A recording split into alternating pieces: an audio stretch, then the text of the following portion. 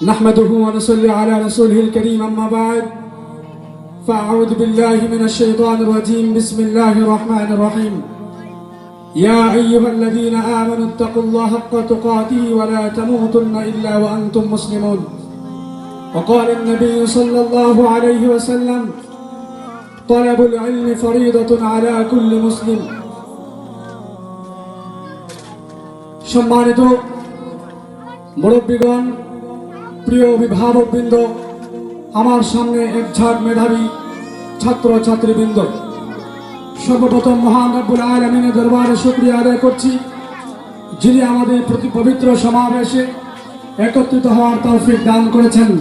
আমরা সবাই দিল থেকে একবার বলি আলহামদুলিল্লাহ। দুরূদ ও সালাম বর্ষিত হোক শ্রেষ্ঠ মানবতার মুক্তির দিশারি আমাদের প্রিয় নবী মুহাম্মদ রাসূলুল্লাহ সাল্লাল্লাহু আলাইহি ওয়াসাল্লামের উপর। সম্মানিত সুধীবৃন্দ, আজ আমরা এমন এক সময় অতিক্রম করছি যখন চারদিকে নৈতিক অবক্ষয়, অন্যায়, অশ্লীলতা, বিভ্রান্তি ও মূল্যবোধের সংকট আমাদের সমাজকে গ্রাস করছে। বাহ্যিক উন্নতির চাকচিক্য যতই বাড়ুক, আত্মিক শূন্যতা ততই গভীর হচ্ছে। আমরা ধীরে ধীরে ভুলে যাচ্ছি আমাদের পরিচয়, আমাদের কিবলা, আমাদের ঈমানী চেতনা, আমাদের গৌরবময় ইসলামী ঐতিহ্য। অথচ একজন মুমিনের হৃদয়ের প্রাণকেন্দ্র হলো মসজিদ। এখানে মানুষ তার রবের সঙ্গে সম্পর্ক নবায়ন করে, এখানে হৃদয় প্রশান্তি লাভ করে, এখানে চরিত্র গঠনে শিক্ষা হয়। কিন্তু কতই না বেদনাদায়ক, আমাদের অনেক অনেক মসজিদ আজ মুসল্লির অপেক্ষায় নির্জন হয়ে থাকে। এসিগুলো স্তব্ধ হয়ে যায়, ফ্যানগুলো মুসল্লি পাচ্ছে না, সুন্দর লাল গালিচাওয়ালা মসজিদগুলো মুসল্লি শূন্যতায় ভুগছে। আমাদের পথ ছিল সিরাতে মুস্তাকিমের পথ, আল্লাহ তাআলার সন্তুষ্টির পথ, কিন্তু আজ আমরা অনেকেই সেই আলোকিত পথ ছেড়ে অন্ধকারে গলিপথে হাঁটছি। ফলে ব্যক্তি, পরিবার, সমাজ সর্বত্র অস্থিরতা বেড়েই চলছে। প্রিয় ছাত্র বন্ধুরা আমার, মুসল্লিয়ানে কেরাম, এই বাস্তবতাকে সামনে রেখে আমাদের এই ক্ষুদ্র প্রয়াস, আমরা চাই আমাদের অন্তরে পুনরায় ঈমানের দীপ জ্বলে উঠুক, আমাদের হৃদয়ে তাকওয়ার সবুজ বৃক্ষ শিকড় গেড়ে বসুক, আমাদের মসজিদগুলো আবার মুসল্লিদের পদচারণায় মুখরিত হোক। এমন এক পরিবেশ গড়ে উঠুক যেখানে শিশুদের হাসি, কিশোরদের কোরআন তেলাওয়াত, যুবকদের জামাতে নামাজে উপস্থিতি, প্রবীণদের দোয়ায় মসজিদের প্রতিটি কোণ সজীব হয়ে ওঠে। আমাদের মসজিদগুলো যেন আবার নববী মসজিদের আদর্শের প্রতিফলন হয়।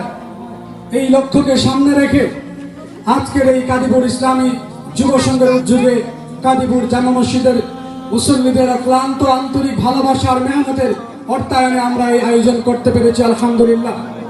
প্রিয় সাথীরা, এটা শুধু একটা নিছক প্রতিযোগিতা নয়, বরং একটি আত্মশুদ্ধির আন্দোলন, একটি ঈমানী জাগরণের আহ্বান, মসজিদমুখী সমাজ গঠনের বিনম্র প্রচেষ্টা।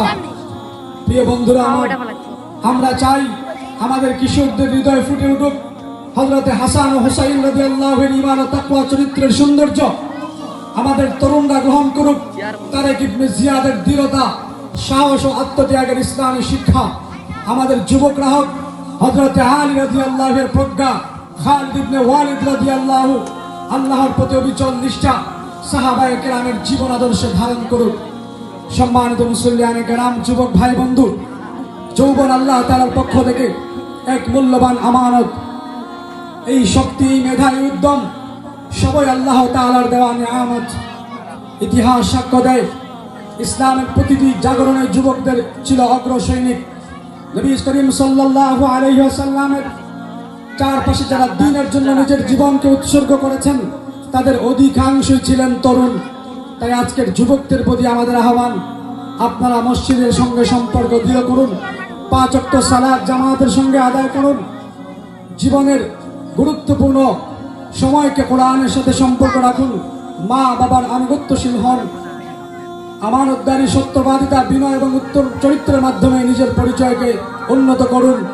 সমাজ থেকে মাদক, দুর্নীতি, অশ্লীলতা, হিংসা, অন্যায় দূর করতে ইসলামিক জ্ঞান এবং সামাজিক জ্ঞানের মাধ্যমে নেতৃত্বের মাধ্যমে একটি আলোকিত সমাজ তৈরি করুন। প্রিয় ভাইয়েরা আমার, ইতিহাস সাক্ষ্য দেয় ইসলামের প্রতিটি গৌরবময় অধ্যায়ের মাধ্যমে ঈমানদীপ্ত তরুণদের অবদান। পৃথিবীকে যারা আল্লাহর দ্বীন ন্যায়ের বার্তা পৌঁছে দিয়েছেন তাদের অধিকাংশই ছিল যুবক। হযরত আলী রাদিয়াল্লাহু তরুণ কিশোর বয়সে সত্যের জন্য, আল্লাহর দ্বীন বিজয়ের জন্য লড়াই করেছেন। হযরত মুসআব ইবনে উমাইর রাদিয়াল্লাহু তাআলা আনহু মক্কার সবচেয়ে বিলাসী যুবক ছিলেন, কিন্তু আল্লাহ তাআলার দ্বীনের জন্য তিনি সব দুনিয়ার ঐশ্বর্য ছেড়ে দাওয়াতের জন্য নিজেকে বিলীন করে দিয়েছেন। তার সূচনার মাধ্যমেই মদিনা ইসলামী রাষ্ট্রের ভিত্তিস্থল হয়। হযরত উসমান ইবনে যায়েদ রাদিয়াল্লাহু আনহু অল্প বয়সে যোগ্যতা অর্জন করেছিলেন। আল্লাহ নবী তাকে বিশাল বাহিনী নেতৃত্ব দিয়েছেন। তারেক ইবনে জিয়াদ একজন সেনাপতি ছিলেন। অল্প বয়সে 21 বছর বয়সে তিনি স্পেন বিজয় করেছিলেন। মুহাম্মদ আল ফাতি মাত্র 21 বছর বয়সে ইসলামের দুর্গ বিজয় করেছিলেন। এইভাবে ইসলাম প্রিয় জনতা সালাউদ্দিন আইয়ুবী থেকে নিয়ে সর্বশেষ ইসলাম বিজয়ের সেই ধারাবাহিকতায় আজকে ইসলামিক ক্রান্তি সবাই আল্লাহ তাআলার দ্বীনের জন্য সর্বোচ্চ ত্যাগ দিয়েছেন। প্রিয় যুবক বন্ধু, তুমি যদি আজ ফজরের আজানের সঙ্গে জেগে ওঠো, যদি জামাতের সাথে প্রথম কাতারে দাঁড়াও, যদি কোরআনকে জীবনের সাথী বানাও, যদি পিতামাতার খেদমত করো, যদি সত্যবাদী আমানতদার হও, তবে আল্লাহর কাছে তুমি অনেক প্রিয় হবে। সমাজ পরিবর্তনের সূচনা হয় একটা মানুষ থেকে, একটা পরিবার থেকে, একটা কাদিপুর জামে মসজিদের দায়িত্বশীলের মুসল্লিদের থেকে। আজ আমাদের প্রয়োজন হাজার হাজার এমন যুবক যাদের কপালে থাকবে সেজদার দাগ, যাদের চোখে থাকবে উম্মার কল্যাণের স্বপ্ন, যাদের হাতে থাকবে কোরআন, যাদের মুখে থাকবে সত্যের ভাষা, যাদের চরিত্র হবে রাসূলুল্লাহ সাল্লাল্লাহু আলাইহি ওয়াসাল্লামের সুন্নাহের প্রতি